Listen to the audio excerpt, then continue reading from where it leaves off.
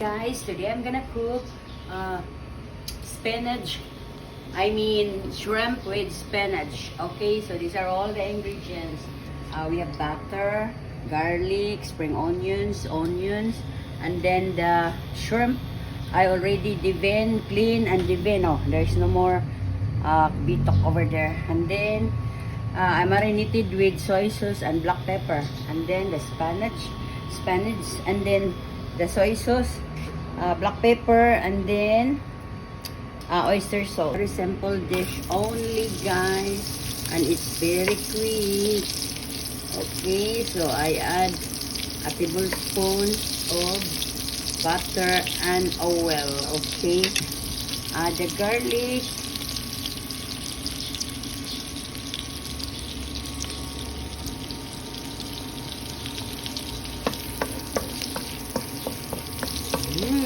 smells good. We're gonna add the onions,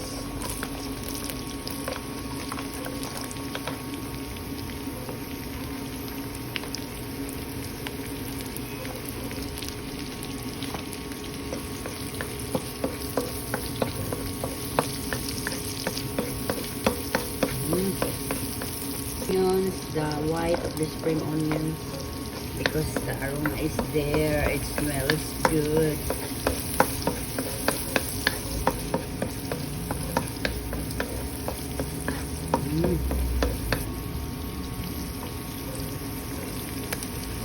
This is a kilo of shrimp, guys.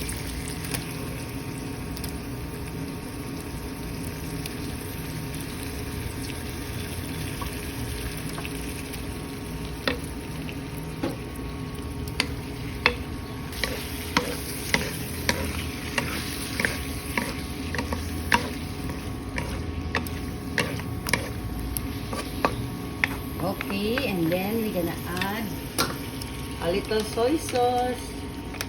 Okay, black pepper. Okay, we're gonna add oysters.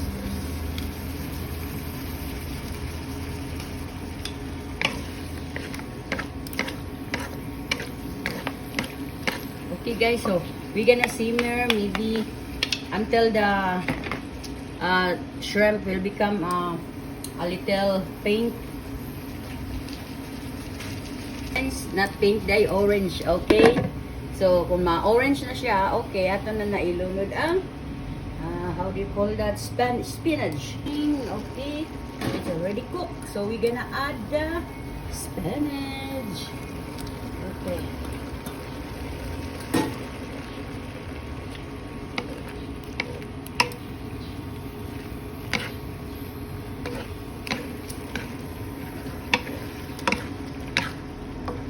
again, we're gonna simmer for maybe 2 minutes, and we'll be right back.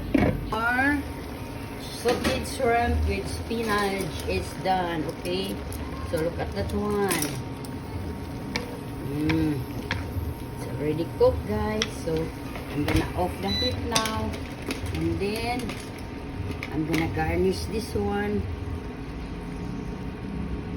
Okay, like that. And then it's tasting time. First, I'm gonna taste the spinach, and then like that. Okay.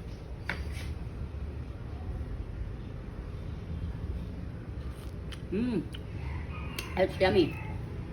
And now I'm gonna taste the shrimp, guys.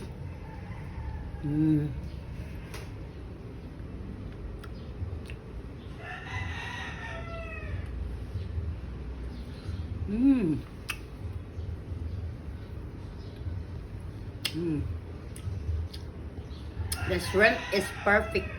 It's not overcooked. Okay, so it's super yummy, guys. Or sauteed shrimp with spinach. Okay,